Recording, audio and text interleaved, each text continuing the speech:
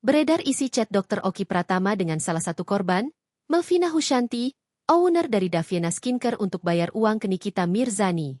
Pada chat tersebut, Dr. Oki Pratama menyarankan owner Daviena Skincare menghubungi Nikita Mirzani untuk berdamai agar usahanya tak disenggol lagi. Pemilik skincare Beninges Klinik itu menyuruh Melvina Suyanti agar menutup mulut Nikita Mirzani dengan cara merendahkan diri.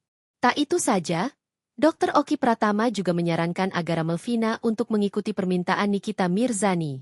Sempat Nikita Mirzani meminta 15 miliar rupiah, Melvina pun tak sanggup dan kembali meminta pendapat ke Dr. Oki Pratama.